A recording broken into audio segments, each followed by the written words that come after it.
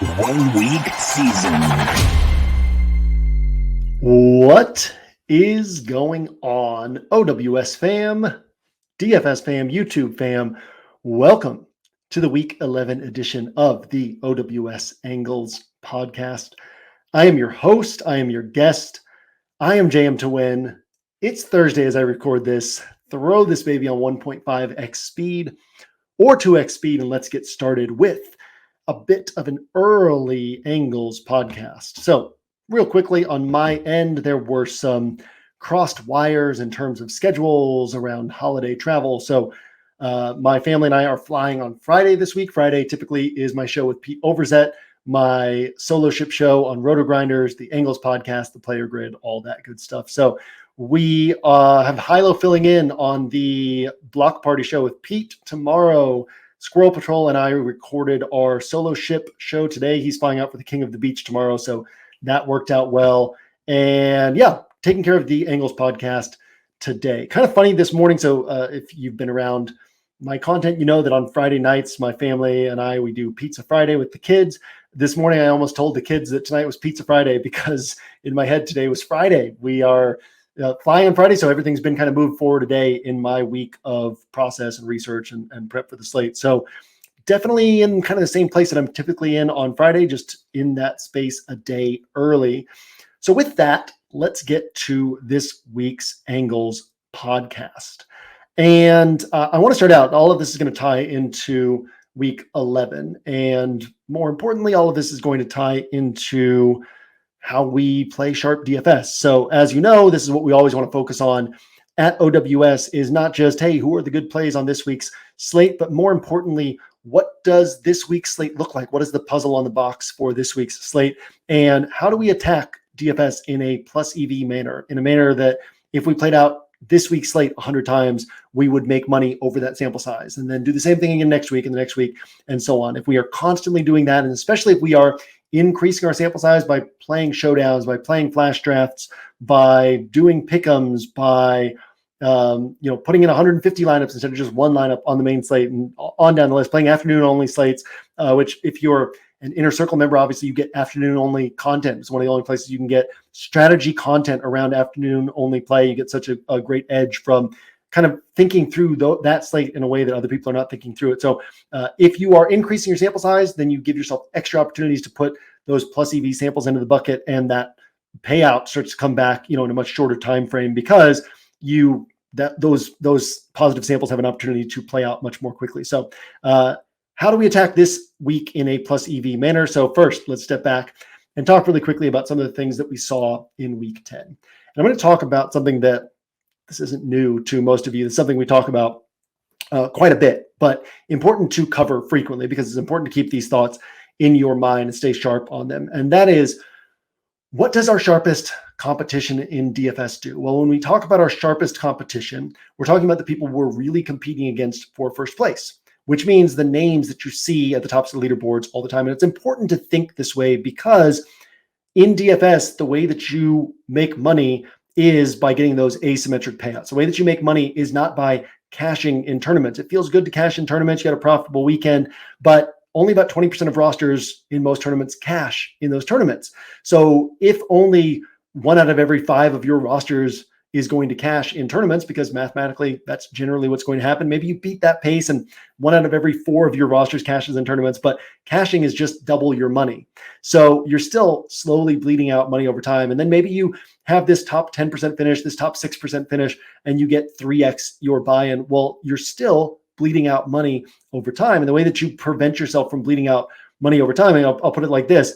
In the first 5 weeks of the season, I had like 6 second place tournament finishes and a first place tournament finish. And already by like week 9, I was in position to where I could lose every single dollar of my buy-in entries for the rest of the season and still be at profit on the season, because those second place finishes, those first place finishes, that's where the money really is. And that's what really makes a difference in your season. So who is our sharpest competition? We're not just competing against the field. We are competing against the people whose names you always see at the tops of the leaderboards.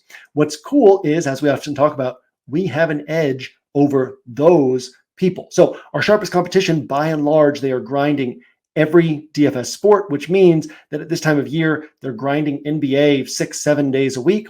If you have never played NBA DFS, it is truly a grind because a lot of times 5 minutes before games tip off, you'll find out it's not like NFL where an hour and a half before games inactives are announced. 5 minutes before game tips off, you might find out that player X is not playing. Also, because it's the NBA, it doesn't have to be a major injury, something that you know about, right? There's 82 games. Guys are going to have rest days or guys are going to sit with minor injuries. And then on top of that, because usage rates correlate so heavily to production in NBA, when one player is out, all of that usage has to spread to other players. It dramatically changes the production on other players on that team. Whatever cheap guy is stepping in on that team is going to typically be really viable on that particular slate. And so you have to really pay close attention to all the news. And it really is a grind. It's one of the reasons why, in spite of NBA being such a popular sport, NBA DFS has never taken off in the way that NFL DFS has, is because it is so much work to keep up with NBA DFS. So we say all that to say, put yourself in the shoes of somebody who is grinding that every night. Well, you're probably not, if you're in that position, you're probably not putting the same amount of time and energy and effort into each given NFL slate as you, the viewer, the listener, are putting in.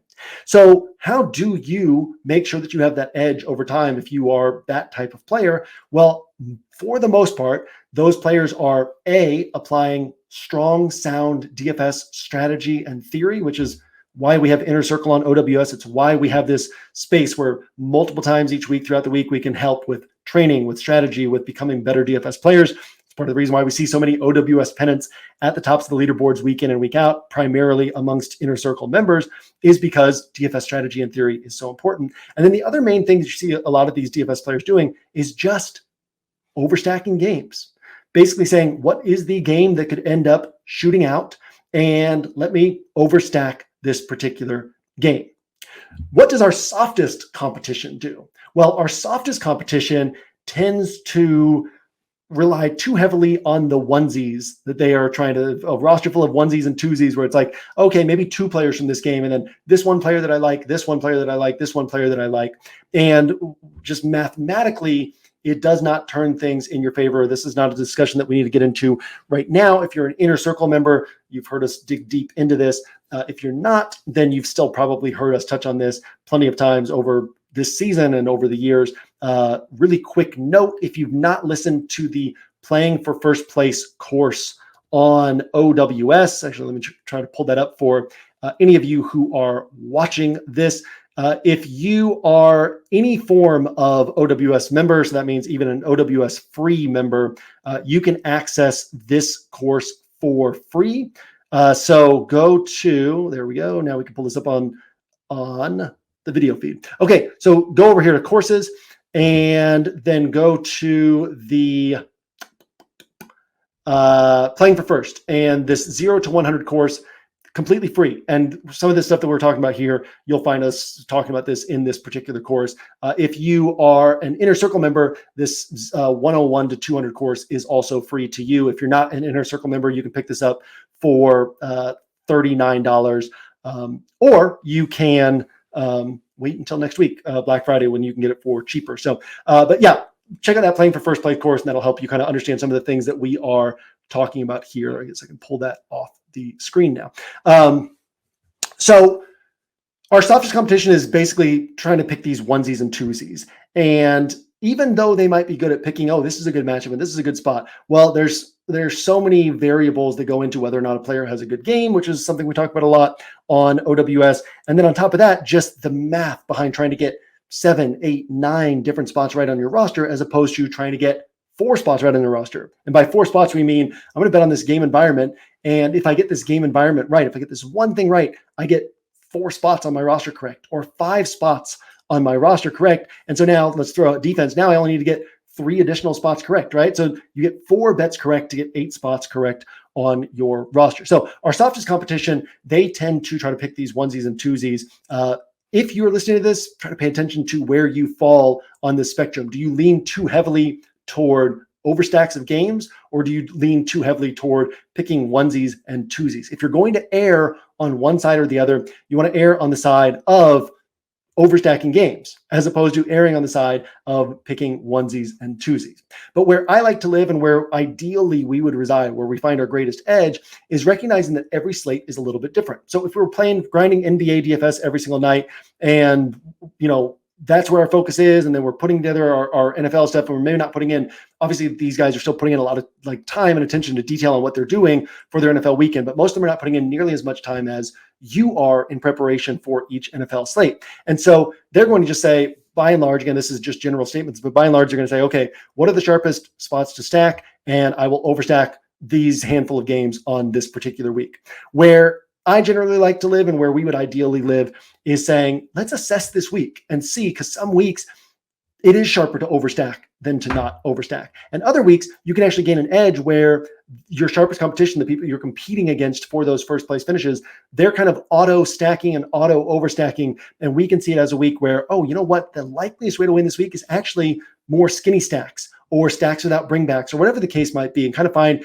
the unique element in that particular week. So that's sort of some broad DFS strategy and theory and stuff to think about and understand in this space. So I say all that to also get to what I was seeing last week. What I was seeing last week was, and I talked about this on the Angles podcast, is far as what was the picture on the puzzle box last week. And the picture on the puzzle box last week was, it was a week where it made a lot of sense to pick game environments and overstack those games, and really to focus primarily from that standpoint first, and then move forward from there. So in other words, start every roster with what game or team am I heavily focused on? How do I want to build around this game or team? And then sort of move into the rest of your roster. So how that played out on my end, I was primarily focused, kind of highlighted Lions and Chargers, Texans and Bengals, Commanders and Seahawks, and 49ers and Jags, with it being viable to just play the 49ers with no Jags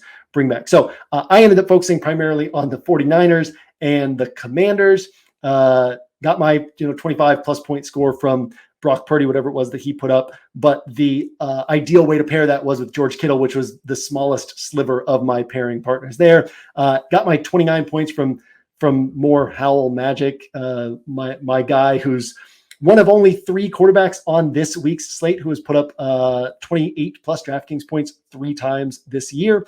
Got my 29 points from Sam Howell, but pairing him with Brian Robinson was the way to go. I had 0% Howell plus Robinson. It's actually something I played around with on Saturday night, ended up not pulling the trigger on, and all the Sam Howell doubles that I went with didn't end up hitting. And so what we saw instead was people who, and we talked last week about, and Keenan Allen is really not in a great spot. In other words, he's not a great one-off play. But if you're just stacking up that game, then that matchup type stuff goes out the window. And you just say, man, I'm just betting on this game being an absolute shootout. Well, it was 41-38. And then when that ends up happening, all that magic stuff goes out the window. And it's just like guys in it. There are going to be guys in that game who are going to end up having big games. Then obviously Texans and Bengals with the underpriced Texans pieces, and that game ending up shooting out and being a really nice game environment. So that was kind of what last week looked like. And so I was able to be directionally accurate. Hopefully some of you, I know actually looking at the Binks channel, a lot of you were able to be not just directionally accurate, but more specifically accurate in terms of not just building around game environments, but building around the right game environments. So what am I seeing this week? Well, this week is a little bit unique, where we've got 5 teams on the slate. We talked about this in the Angles email, but we have 5 teams on the slate implied to score 26 plus points. But 4 of those teams are favored by 9 or more points. So a couple of things that means. One, that means that these are not necessarily spots where you're game stacking, where you're saying, okay, I'm going to load up on the Cowboys and then bring it back with 1 or 2 Panthers pieces, right? Like 3 Cowboys and 2 Panthers, and there's 5 spots on my roster covered. And just using that as an example, not to say that there aren't scenarios in which the Panthers can hit, but that's a pretty safe example to use here. So that's one thing that we want to think about. The other thing that we want to think about too is it's not just a team scoring, these teams are implied to score 26, 27 points, and they score 26, 27 points with these massive DraftKings salaries attached to them because these teams have had games of 40 plus points. Well, probably if they get you 3 touchdowns and 2 field goals, they're not winning you a tournament, right? What you really need is them to be putting up 28 plus points. You need them to be putting up 4 or more touchdowns, ideally 5 or more touchdowns. And if you get really fortunate, they get one of these, 40 plus point games for the offense. And so not to say that can't happen in these blowout wins, in these stop type spots. The 49ers have done that plenty of times over the last couple of years. The Cowboys have done that plenty of times just this year alone. But what we don't typically see is the spots like the Chargers and the Lions last week, where not only are both teams scoring, and so they're going back and forth, but also both teams go into that game knowing that the opposing team is really good at scoring points. And so there's that opportunity for that back and forth in the minds of the coaches and players, even before the game gets underway. So the coaches become that much more aggressive because they know, okay, we have to score on every drive, and we have to do everything that we can to score on every drive, and we have to maximize our opportunities, and we have to be really aggressive in forcing mistakes from this defense, as opposed to kind of playing a little bit more conservatively, waiting for the opponent to make a mistake, waiting to take an advantage in this game, just sort of managing that advantage to the end of the game. When you're playing one of these teams that's able to score points, your mindset shifts in the way that you're calling that game, the way you're approaching that game, because because here's the thing. If you're playing a team that you are clearly better than, and you stay super aggressive on offense, well, when you're aggressive, that opens you up to opportunities for mistakes. So maybe you're being super aggressive and you take a 20-point lead, or maybe you're being super aggressive and that leads to multiple early mistakes that actually gives the opponent the lead, and now you're in a bit of a hole. And so you don't typically see, when a team just has a very clear edge, a team remaining super aggressive throughout. Now, there are situations where that does end up happening. Again, 49ers do it all the time. The Cowboys did it just last week against the Giants. But generally speaking, what we want is ideally these games where you have that opportunity for a true back and forth, for a game where one team is pushing the other and they're kind of playing off of one another, and the points keep piling up because they understand, okay, we have to keep scoring in this game. So a couple games this week that have that type of potential that don't necessarily look like this in the spreads and in the over-unders, but when we kind of zoom out and say what games could develop into this type of game, Lions at or Bears at the Lions with Justin Fields returning. So not much needs to be said there, right? We know that Justin Fields is capable of putting together explosive plays, putting up big games. This is kind of superfluous information or not directly related information, because these games were against the horrible Washington pass defense and against a Denver team that had not rounded into form yet. But at least interesting to note that Justin Fields plus DJ Moore plus Cole Kmet, their last two games together, 100.2 DraftKings points and 90.8 DraftKings points. So in terms of points per player, that's 30 to 33, 34 points per player. And in terms of salary multipliers, 16.6K in combined salary. So that's keeping on basically like a slightly below or slightly above a 300-point pace. Now, there are other games, two of them, they kept you at a sub 100-point pace, and the other, they kept you at a sub 150-point pace. So it's not as if you just throw these three guys in together and feel like your week is set and ready to go. But some interesting stuff to highlight, right? In terms of what if the Lions is an interesting spot because they have a really good defense, but they have a really good defense because they're sound, their assignment sound, they communicate well, they don't make a lot of mistakes, but they're not just a super talented defense that really scares you in that way. And we've seen that this year where Justin Herbert's had a big game against them, Lamar Jackson's had a big game against them, Geno Smith has had a big game against them. I wouldn't put Justin Fields into the category of those three quarterbacks, but he is certainly a guy who can pop off for a big game, or who can shine within the small sample size of a single game, a single week. So that's one of those games that could actually end up developing into something very interesting. And then the other one, which I think will be relatively popular, but sort of unavoidable to highlight, and that is Arizona at Houston. Houston is one of these teams implied to score 26 plus points, but they actually have the closest spread. It's last I looked, it was 5.5 points. So not a super close spread, but closer than these other teams that are all 9 or more points with their high implied point total. So Arizona at Houston with Kyler Murray back, it becomes one of those games where we could see something very interesting develop in the spot. Arizona, obviously Houston's a young team, trap game type of situation. They had, not that the Panthers have a bad defense. They actually have a pretty solid pass defense, obviously a bad run defense, and the Texans were not able to run the ball against them. So, but we saw Houston have a game where they scored only 13 points against a pretty poor team, a mediocre defense, or, an average defense. So it wouldn't be the biggest shock in the world if Houston comes out and has kind of a letdown game in this spot, coming off these big wins that they've had, the big comeback against Tampa and then a big win against the Super Bowl contender in the Bengals on the road. But if the Texans come out, if they come out firing, if they come out in the right headspace, if they come out ready to play, there's really nothing in this matchup that should hold them back. So then you flip it over to the other side and you say, is Kyler Murray capable of keeping pace in this game? And if he is, then all of a sudden this becomes one of these really interesting potential game environments to pay attention to. On top of that, obviously we have San Francisco against Tampa. San Francisco, who, what are we at now? 11 out of 15 games with Brock Purdy that San Francisco has scored 30 plus points, playing against this Tampa team that, faces the second or third highest opponent pass rate over expectation, the fifth highest opponent pass play rate overall. So expect San Francisco to lean a little bit more pass heavy in this spot, and certainly capable of putting up yet another 30-point game here in this one. Interesting note on San Francisco, we touched on this last week, but all these games since Purdy took over, since Christian McCaffrey came onto the team, all these games where it's like, man, the 49ers just keep scoring 30 points. The 49ers keep being tournament viable ways to go. The majority of those games, not all those games, but the majority of those games, over 50% of those games, the best way to attack the 49ers has actually been with no bringback. So doesn't mean that you can't play a Tampa bringback in this spot, but don't fall into the trap of just thinking, okay, I'm playing 2 49ers pieces or 3 49ers pieces, I automatically have to have a bringback. The majority of the time that stacking the 49ers has been one of the best ways to go in tournaments. Playing that without a bringback has also been the best way to go. Washington at the Giants at Washington, another very interesting one where, okay, first off, we could say interesting because who knows, right? Washington gives up big games to every quarterback who faces them.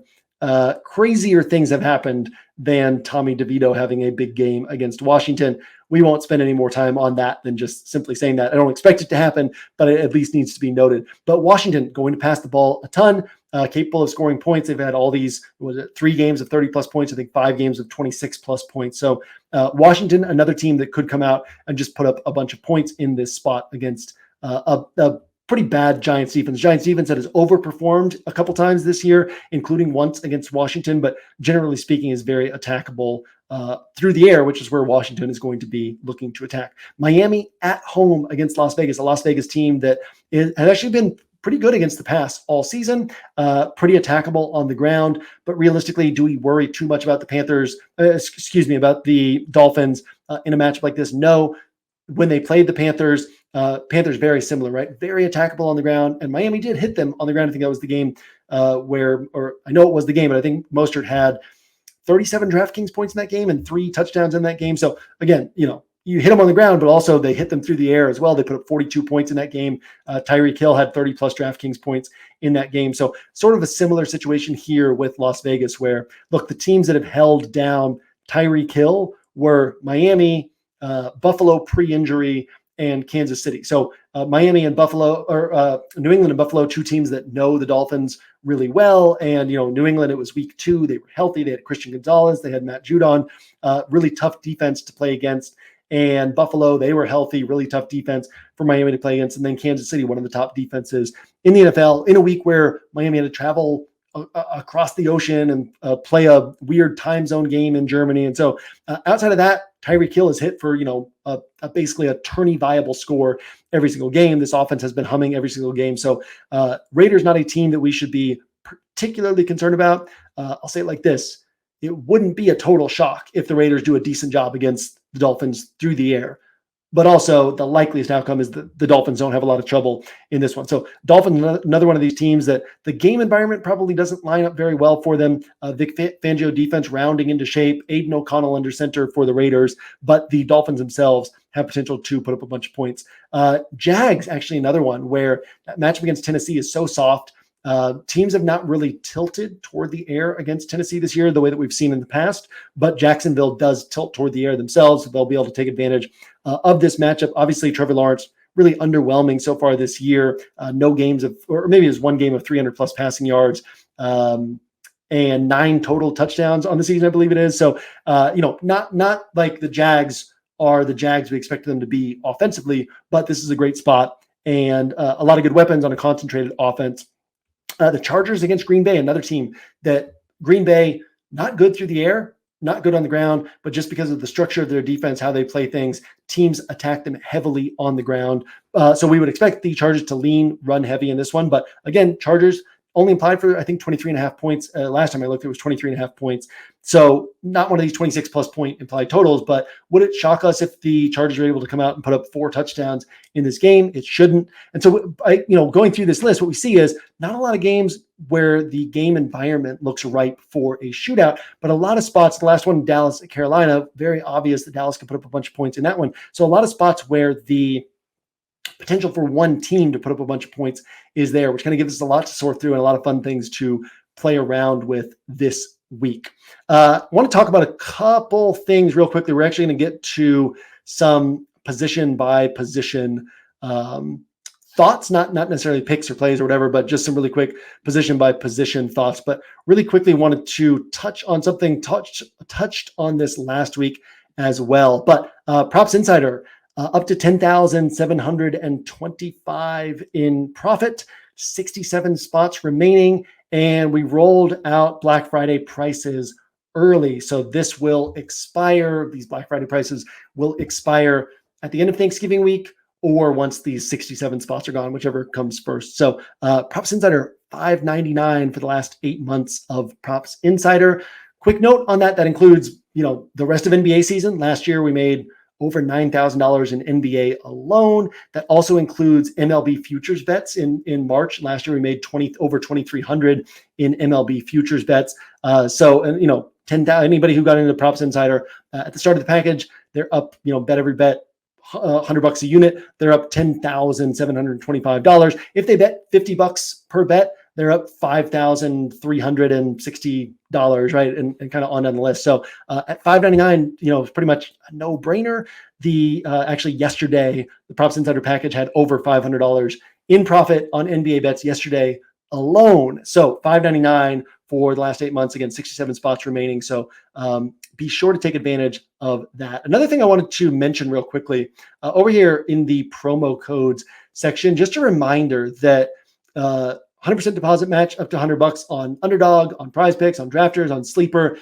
Take advantage of these things. And I talked about this in the Winner Circle podcast this week, but all the really sharpest people that you talk to in the space, what you're going to find is they're always looking for these opportunities to scoop up small amounts of money, these small edges. And another thing with, having if you just play on Underdog, do your pick'ems on Underdog, you've already used up your deposit bonus, right? So go get that extra $300 at these other sites. Also, the lines are different on other sites. And then furthermore, like this week, Brock Purdy opened on Underdog at 233 passing yards. Now he's up, last I looked, which was this morning, he was up to 247 passing yards. So I maxed out the amount that I was able to put on Brock Purdy on Underdog, right? But then you're able to go to other apps and hit that bet again on those apps.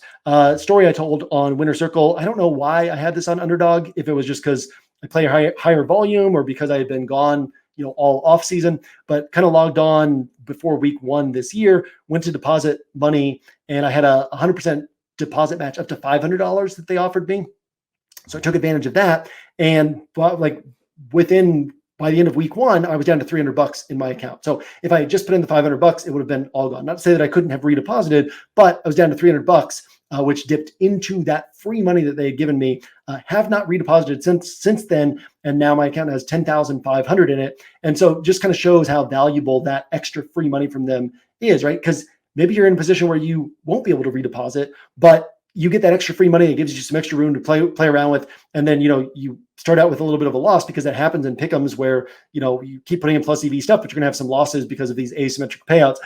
Start out with a loss, but you're able to make up for that loss, because you have that extra money to play around with. So want to just shout that out, hit up that promo codes page, get yourself some free money. Very sharp way to take advantage of, these situations will not be around 2-3 years from now. This free money from these sites is available right now because they want to get you on those sites. They're newer sites, and this pick'em stuff is newer. And so this is the time to really take advantage of that. Last note, we mentioned the Black Friday stuff is already going for Props Insider. The rest of the Black Friday stuff will hit next Wednesday. You'll get the Angles email a day early because it's Thanksgiving week, and We'll drop all the Black Friday sales, a bunch of money off. If you're an OWS DFS member and want to upgrade to Inner Circle, we'll have a cool discount for rest of season on that.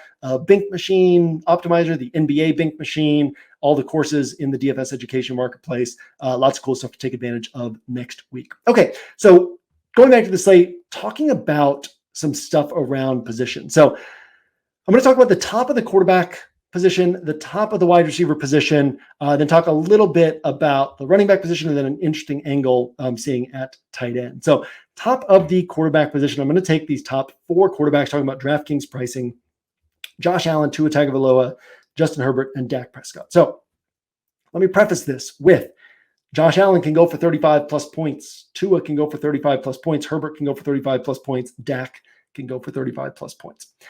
What is likeliest to happen on this particular week? Well, Josh Allen's playing the Jets. We kind of leave it at that, right? Quarterbacks don't typically put up tournament winning scores against the Jets. DraftKings no longer adjusts pricing to account for matchup. So Josh Allen is at his normal price tag playing against the Jets defense. And we know that the likeliest scenario here is that he doesn't end up producing a tournament winning score. Next up, we have Tua, who he has a 31 pointer on the year, a 32 pointer on the year. That's it. Those are his only 2 games above 29 points or above 28 points. So in fact, Sam Howell has more games of 28 plus points than Tua Tagovailoa does. Sam Howell, his best game, 35 points, is better than Tua's best game. Pretty interesting stuff right there. But Tua, one of these spots where, again, the Raiders have been good against the pass. They tilt opponents to the ground. Teams tend to lean more heavily on the ground against the Raiders than they do in their typical matchups. And so can Tua hit for a bigger game than 31, 32 points? He can, but again, just one of these setups where the likeliest outcome is that he ends up more in like this 24, 25, 26, 27 point range, as opposed to putting up one of these scores that you're like, man, I'm really glad I paid that big price tag for him because I couldn't have won without this score. And that couldn't have won without that score it's worth thinking about. We've seen that the last 2 weeks where, 2 weeks ago I had 77% CeeDee Lamb and 36% Dak Prescott, and CeeDee Lamb put up whatever it was, 30 plus points, and Dak put up 31, 32 points, but then CJ Stroud goes and drops 46. So you're well behind the field there. Last week, similarly, I had Purdy, with my really solid point per dollar score. I had Howell with my 29-point score, but only had a little bit of Dak, and Dak goes out and drops 40 plus points. And so you're way behind those rosters. And so we always want to be thinking about not who can put up a solid score, but who can put up that had to have it type of score. And so again, both these guys, not to say that they're not capable of it, but just the chances aren't that high. Justin Herbert, same thing, playing against Green Bay. The matchup through the air isn't bad, but teams just relentlessly attack the Packers on the ground. I believe it's the second highest opponent rush play rate in the NFL, like second or third highest opponent rush play rate in the NFL is what the Packers face. So going into Green Bay, which is never an easy place to play, very much expect the Chargers to lean on the run, and don't expect the Packers to be able to make this one of these back and forth type games. Speaking of guys who have gone for 28 plus DraftKings points, Herbert's done it only twice this year. He put up 32 against Minnesota. He put up 32 against Detroit. Has not put up the 35 pointer that Sam Howell has put up this year. Shout out to our boy Sam Howell. But one of these spots again where can Herbert put up that type of score? Yes. Is it likely? No. And is it likely that he puts up the type of score that you're like, man, I wish I'd had Herbert. I could not have won this slate without him. No. And then lastly, Dak Prescott, interesting one, right? Because last week, everything in the game environment set up to where you're like, the Cowboys are going to stomp and then they're going to just run the ball. But in this spot, the matchup actually really sets up that way as well, in that okay, I'll say it like this. We know that it is better for an offense to pass than to run in terms of expected points added. Now, the run game is important because everything in the passing game builds off of the run. These teams that just pass the ball, we've seen it with Josh Allen and the Bills, like they struggle because the defense knows what they're going to do, so the defense can call defenses that are aggressive toward the pass. But in terms of expected points added, it is better to pass the ball than to run the ball. What does this do to your expected points on this particular play? Better to pass the ball than to run the ball. So the Panthers are one of only, I believe it's one of only 4 teams, it might be one of only 3 teams in the entire NFL that gives up a positive EPA per rush. So in other words, you actually add expected points every time you run the ball against the Panthers, and they're one of only 3 or 4 teams in the NFL that that's the case. On top of that, the Panthers are solid enough on the back end that they actually have a negative EPA per pass play against them. So it's not even just like, oh, it's easy to run the ball against the Panthers. It's like we are adding expected points when we run the ball against the Panthers. We are subtracting expected points when we pass the ball against the Panthers. Now, Panthers not like one of only 3 or 4 teams with a negative EPA through the air, but it is certainly much more common to have a positive EPA through the air than it is to have a positive EPA on the ground against the defense. So that shows just how heavily teams tend or are biased, are going to be biased toward running the ball. So whether they're looking at, interesting spot this week is Houston, because when you look at Arizona against Houston and whether it's more positive to pass the ball than to run the ball against Arizona, well, it is positive to run the ball against Arizona. It's even more positive to pass the ball against Arizona. And you have a coach in Bobby Slowick, offensive coordinator in Bobby Slowick, who used to work for Pro Football Focus and is certainly going to be looking at metrics like EPA per play to see, like, how do we want to bias our attack in this spot to where, yeah, it's easy to run against Arizona, but you add even more expected points by passing against Arizona. So I don't know that the Cowboys are necessarily looking at EPA the way that I would expect somebody like Bobby Slowick to look at EPA, but they are watching film and they are seeing like, oh, it's easier to run the ball than it is to pass. It's kind of hard to pass against this team. It's easy to run against this team. Whereas last week against the Giants, it was like, yeah, I mean, it's not hard to run against this team. It's also not easy to run against this team, and it's easy to pass against this team. So the Cowboys kind of came out with this aggressive game plan, also division matchup where teams kind of like to stomp on their opponents sometimes in these division type matchups. We saw it with Cincinnati a couple of years ago against the Ravens in the year of the Super Bowl run for Cincinnati, where they really wanted to exert like that dominance in the AFC North. And 2 games against the Ravens that year, they really just kept their foot on the gas. And I think Burrow threw for 500 plus yards in one of those in a blowout win. So we kind of see those in division games sometimes. This is the sort of spot where I would very much expect the Cowboys to, basically the Panthers are the only team in the NFL that has faced a higher rush play rate than pass play rate. Over 50% of plays against them have come on the ground. They're the only team in the NFL that over 50% of plays against them have been on the ground. So not to say that the Cowboys will necessarily bias that heavily toward the run, but I would expect this to be a more run dominant game for the Cowboys. Again, making it harder for Dak to put up a 4th consecutive monster score in this spot. So that's the top of the quarterback range. Then we move over to wide receiver.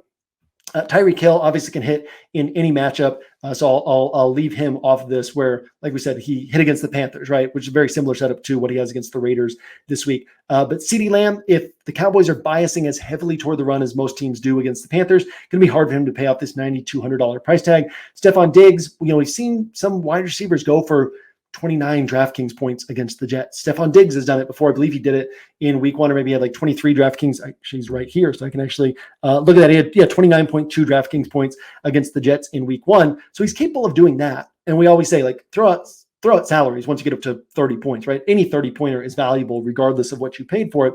But can he go above 30 points, right? When we think about, like, if we could jump to Monday and just see, oh, this player scored 30 points on Sunday, and then we can rewind back to Saturday and say, well, yeah, let's roster that player because 30 points is valuable. That's one thing.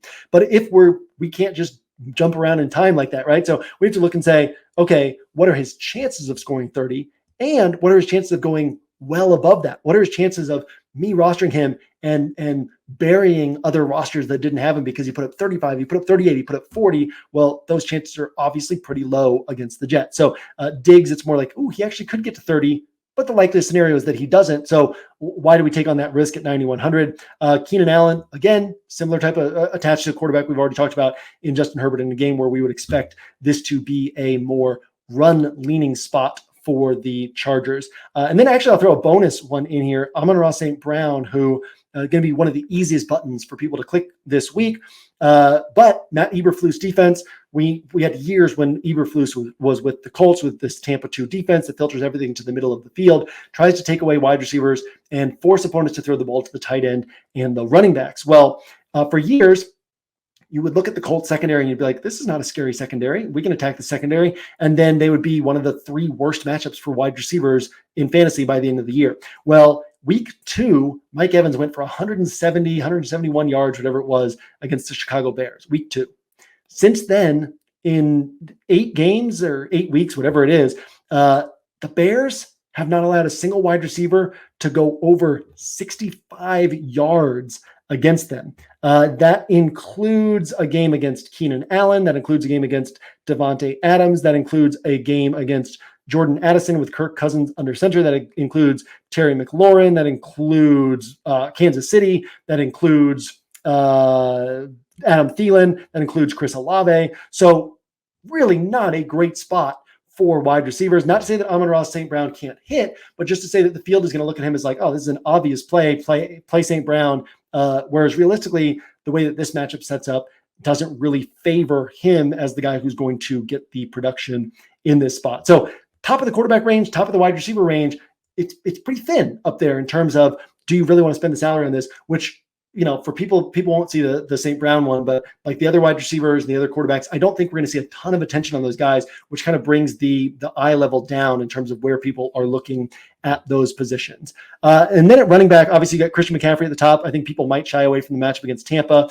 For whatever it's worth, McCaffrey did have 119 rushing yards and 3 catches for 24 or 2 catches for 34 or something like that, and 2 touchdowns against Tampa last year, playing on the 49ers. So certainly potential for McCaffrey to still put up a 30-plus point game in this spot. But I think people will kind of skip over that. And then people will look at Austin Eckler in this game against Green Bay. Good play on paper there. But then we get kind of down to like Travis Etienne, 7,200, where we're used to seeing him. But interestingly this week, Saquon Barkley, 7,100. Josh Jacobs, 6,800. Tony Pollard, 6,600. Derrick Henry, 6,300. So a really interesting week where the eye level is going to be kind of brought down at quarterback and wide receiver. And then this running back, we get the running back pricing, we get sort of a nice mix of players to consider at price tags that we don't typically see them at, or consider them and maybe not play them, but right. And gives people extra things to think about there. So that kind of gives you a sense of the shape of this week. Last thing I want to talk about is the tight end position. And I'm going to highlight a couple guys here. And in fact, this gets a little complicated because of all the cheap running backs down in the 4K price range that you have to sift through. But tight end in the flex, right? For years, it's been easy to argue against that. And the reason is because people will play these 3K tight ends, and they play the 3K tight end because it's like, well, God, I got to play somebody at this position. And hopefully this guy gets me 10 points and doesn't kill my roster, because if I'm not playing up for Travis Kelce, there's really nobody else producing. Maybe I pay 4,800 for a guy and maybe he gets me 12 points or 13 points, but maybe he gets me 4 or 5 points, and that's no better than just paying down, right? So what we would see is people sometimes do the tight end in the flex, but they're kind of burning a roster spot because already that, if you're not paying up for Travis Kelce, or if you pay up for him, he puts up 16 points or something like that. Well, that's burning a hole in your roster. And then, you got to play a tight end. So you play one of these cheap tight ends, and most of the time that's burning a hole in your roster, but you have to do it. You have to play a tight end. So why play 2 of them though, right? Why burn an extra hole in your roster just to free up salary? And that's kind of been the argument over the years is even when these guys hit, they don't have the same ceiling as the other guys priced around them. So the question is, has the tight end position changed a little bit? Have things shifted? Should we be thinking a little bit differently about this position? So in that context, Jake Ferguson, 4,600, he has a 22-pointer this year. He has two other games of 14.7 points this year. When you look at 4,600 wide receivers, how many of them have a game of 22 points and a couple other games of 14.7? Even better examples, we can come down to Trey McBride, who has had 3 games in the starting role. He's only 4,400. He has games of 24.1 and 25.5 DraftKings points.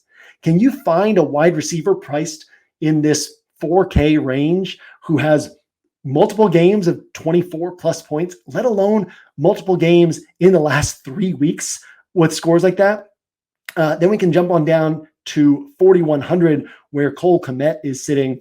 Cole Kmet with a game of 4,100. Okay, think about the $4,100 wide receivers. 4,100 is like Rashid Shaheed, where I love playing Shaheed because you can get these 27 pointers. He has a 27-pointer this year, a 20-pointer, an 18-pointer, and then when he misses, you're getting 4, 5, 6 points. And so people kind of tend to avoid him because of how broad his range of outcomes is. Well, here's Cole Kmet. Yeah, he's got a game of 4.2, a game of 2.9, a game of 7.8. Sounds a lot like Shaheed, right?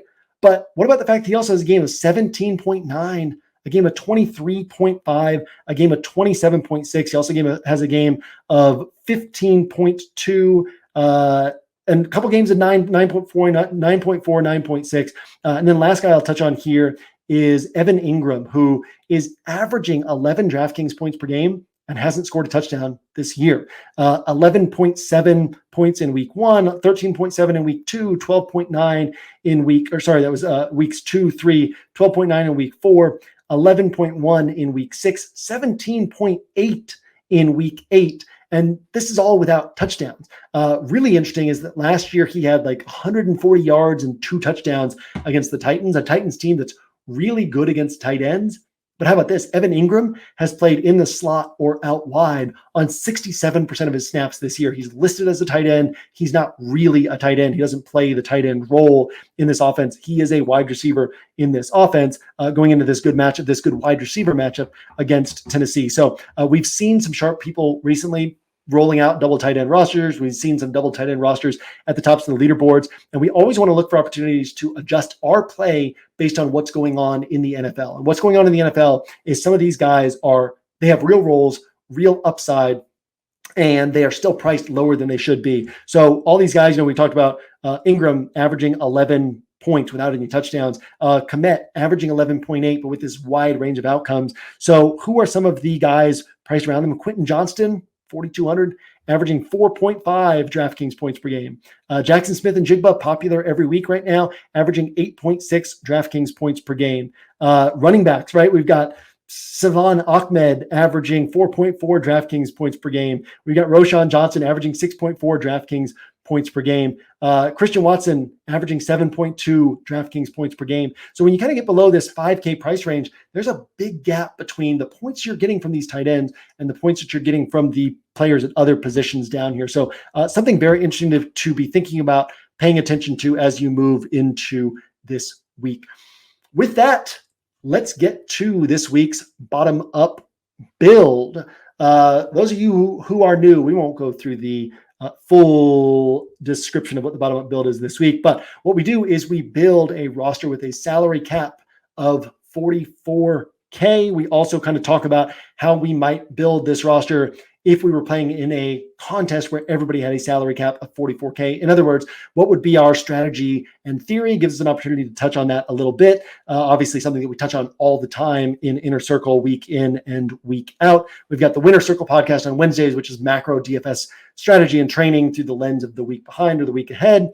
We have the Slate podcast on Saturdays, which is a macro breakdown of the entire slate, position by position, but talking, as opposed to just talking picks, talking strategy on that particular slate. We also have the Oracle in the scroll each week where we answer some of the key strategy questions on the week. And then, some free training stuff, big discounts on training stuff for Inner Circle members as well. So, but with that, let's go ahead and get to the bottom up build. Oh yeah, that's the last note here. We also have a contest with a 44K salary cap called the bottom up build contest. You can find the link to that in my player grid in the scroll, which should be live a little bit earlier than normal on Friday this week, or you can find it in the bottom up build channel on the OWS Discord. Build with a 44K salary cap. First place gets $250 worth of free courses on OWS. Second place gets, I think, $150 worth, and top 5 spots get paid out. First place also gets a special Discord color for their name so that everybody knows you are a bottom up build winner.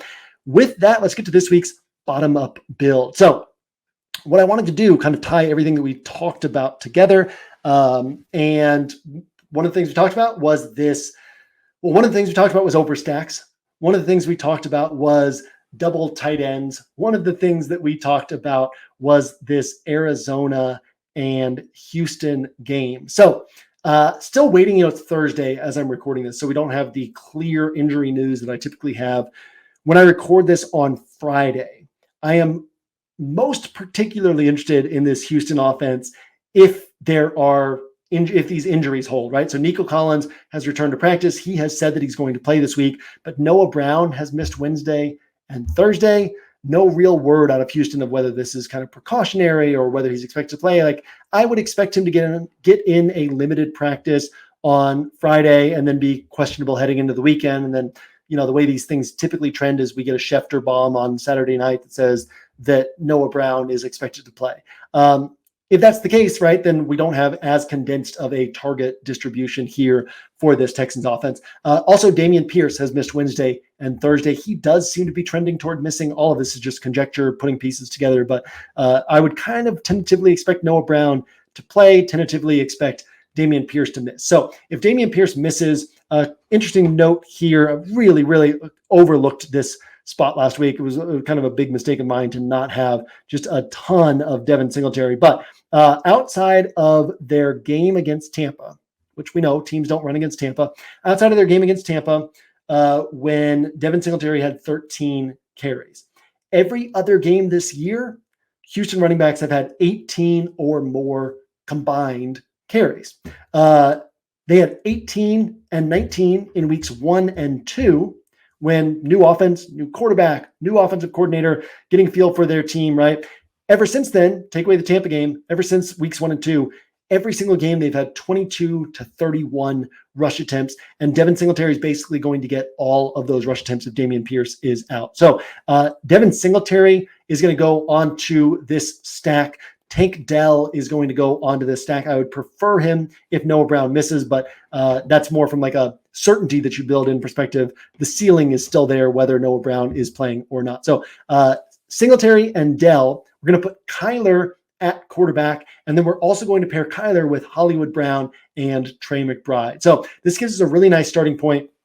We're not spending a ton of money on any of these players, and it gives us this really sharp core. And one of the things you'll see is it's cool on these bottom-up build rosters is, you look at the bottom-up build contests, we frequently see 180 points scored, 185 points scored, 190 points scored, even 200 plus points scored with a 44K salary cap. So really cool to see sort of the upside that people are able to squeeze onto their rosters in the bottom-up build contest. But, even more broadly, when you force yourself to work with this 44K salary cap, then you can kind of see like, oh, I built in all this upside and I still have 6K in salary to work with. And so then you can kind of say, well, I want to get up to Tyreek Hill, or I want to get up to Cooper Kupp, or I want to get up to whoever you might want to get up to that builds in that much more upside from one of these more iffy pieces. So this starting point of these 5 players really gives you a lot of flexibility because you're basically just placing one bet. This one bet is this game environment takes off. What's cool about a game environment that can take off with cheaper players is that the salary multiplier can be that much higher, right? So if Dak and CeeDee Lamb take off, the raw points is awesome, but you also have less salary to work with in other spots on your roster. And so, you're maybe getting 4.5x their salary, which keeps you on a 225 point pace. And then you have less salary to work with in other spots. You got to really nail the right guys. Whereas when you're with a Kyler, Singletary, Tank Dell, Hollywood Brown, Trey McBride, all of a sudden you have so much salary to work with, and you can put in, whatever high priced piece or pieces you want to put in around that type of build. Obviously we're working with a 44K salary cap here, so can't quite go all in on the high price pieces the way that we could otherwise. I'm going to throw Tony Pollard on this roster. Not totally set yet on how high my Tony Pollard exposure will be this week. And what I mean by that is he could be anywhere from like, I'm going to have 14% Tony Pollard this week to I'm going to have 60% Tony Pollard this week, right? He could be one of those guys that I just say, man, game against Carolina, second most carries in the NFL inside the 10-yard line. Josh Jacobs has the most. Josh Jacobs has, I think it's 5 touchdowns inside the 10. Tony Pollard has 2. And Josh Jacobs has underperformed his, touchdown expectations. And then you've got like Jalen Hurts with 8 and Mostert or 7, I think inside the 10, and Mostert with 8, somebody else with 8, and like all these guys with fewer carries than Pollard with 5, 6, 7, 8 touchdowns inside the 10-yard line. Whereas Pollard has all these carries inside the 10, only 2 touchdowns, playing against this Carolina defense that is so generous to running back. So certainly could see myself just saying, you know what, I've hardly played Pollard at all this year. I've just been fortunate enough to avoid him, generally speaking. But this could be the week where I'm like, you know what? It's Pollard week. Like I'm willing to lose because it wasn't Pollard week. I'm potentially more willing to lose because I went overweight and it wasn't Pollard week than I am to lose because I went overweight and it was Pollard. I went underweight and it was Pollard week and I missed out, right? The matchup is so favorable and the spot's so good. So Pollard, very interesting play. Don't yet know where I'm going to end up on him in terms of exposure, but wanted to get him onto this bottom-up build roster. That gives us 6 spots already covered and doesn't give us a ton of salary left to work with to keep under 44K salary cap. So went with the Jags defense, one of those weeks where everybody likes to go to the cheap defenses, but The Panthers are actually viable. They've got one game of negative points this year, and then a game of 4 points against Indianapolis, a game of 4 points at the Miami Dolphins, a game of 0 points against Seattle, a game of 4 points against Atlanta, and then a bunch of kind of 7-8 point games, right? So probably what you get for them is 4 or 5 points, but they cost only 2,200, and that frees up a lot of salary. If you're like, no, I want to try to target some upside at defense because I should be targeting upside at every spot on my roster, you can get up to the Jets and say, man, maybe the Jets have another big game against Josh Allen. That's not the likeliest outcome. The Jets have an 11-pointer against a really good Philly team, 18-pointer against a so-so Denver team, a 20-pointer against Buffalo, and then everything else is kind of this 4 to 8 point range. Same thing that the Panthers put together. Really holding back the Jets is the fact that the Jets offense is so bad. So teams can kind of manage the way that they're attacking the Jets defense to avoid mistakes and account for the fact that they can win games without being super aggressive. But I say all that to say, there's really not a ton to love down there. There's not a lot to love below 3K where you're like, man, this team could get me 15, 18, 20 points and be a difference-making defense this week. So I wanted to get up over 3K on this roster, especially with such an inexpensive stack as our starting point, overstack as our starting point. And so Jacksonville Jags at 3,400 playing against Will Levis. We know that the Jags have a really fast defense. They close spaces quickly, zone-based defense, and that's just really not a great setup for a young quarterback in Will Levis, a guy who will try to force those tight window throws. Jacksonville negative 4 points against Houston, 1 point against San Francisco, 5 points against Buffalo. Those are all really good offenses. Every other game this year, the Jacksonville defense has 8 or more DraftKings points. That's 8 points against Kansas City. That's 9 points against New Orleans. That's double-digit points against Indianapolis 2 different times, Pittsburgh, and Atlanta. That game against Atlanta was a 20-pointer. So going up against Will Levis and the Tennessee Titans with a really good run defense. It's hard to run against the Jags, and we know that the Titans won't care about that. They'll still try to run, but Jags should be able to put up points. The Titans will eventually have to throw. It gives opportunities for the Jags to pile up some turnovers, maybe even a defensive touchdown here. So want to get the Jags defense in here. Then in my flex spot, to go with the double tight end, one guy that we did not touch on yet, saved him for the bottom-up build, is Tyler Conklin. So same thing we've been talking about. Can he get you 20-plus points? Well, actually, he can. The problem for Conklin is that the Jets just don't score a lot of touchdowns. So we highlighted, hey, Evan Ingram's getting all these points and hasn't even scored a touchdown yet. Well, the Jags score touchdowns. Conklin getting all these points, hasn't scored a touchdown yet. The Jets don't really score touchdowns and might not score touchdowns against the Bills. But is he capable of putting up 20? Well, he put up 14 last week without a touchdown. So add a touchdown in there, that's 20 points. Has another game of 12.6, has a game of 10.7, a game of 10, a game of 9.8. I mean, when you think about a 3K wide receiver, these are tremendous scores. This guy's 2,900 to be consistently getting you 10 points, 12 points, 14 points. So 5 games this year that he's been at 9.8 points or higher. 5 games this year he's been at 9.8 points or higher. So interesting spot for Tyler Conklin, 2,900, frees up some salary here on our bottom-up build. And then the last piece is Jayden Reed. Jayden Reed, not on the field every snap for the Packers, but we would expect the Packers to be chasing points in this spot. Jayden Reed, one of the only guys, one of the only wide receivers under 5K who actually kind of has a per game scoring range that matches up with the tight ends under 5K. So Jayden Reed averaging 10.8 DraftKings points per game. We already talked about Evan Ingram at 11 and Cole Kmet at I think it was 11.7. So Jayden Reed averaging 10.8. He has a pair of 19 pointers on the year. He has a 12-pointer, an 11-pointer, a 10-pointer, a 9-pointer. So a guy who is certainly capable of putting together some points. And in this game where we would expect the Packers to be chasing points again, eventually chasing points against the Chargers. He's an interesting guy, not a guy who's like stand out or is going to be like a core piece of my build, but in terms of how to kind of wrap up this bottom-up build, Elijah Moore's off the table for me or I think he'll be off the table because of Dorian Thompson-Robinson starting now. Curtis Samuel, always viable, but just not a lot to love down here. Michael Wilson, another guy that we could have thrown in as part of our game stack, but wanted to take a shot at Jayden Reed to give myself a chance to talk about him as one of these guys who does actually fit into this category. So with that, pretty good Angles podcast for a Thursday, in my opinion. Like I said, thought it was Friday this morning because I am at that point in my week of prep. Hopefully that'll pay off with my play and results this weekend. And with that, I will see you on the site throughout the remainder of the weekend. And I will see you at the top of the leaderboards on Sunday.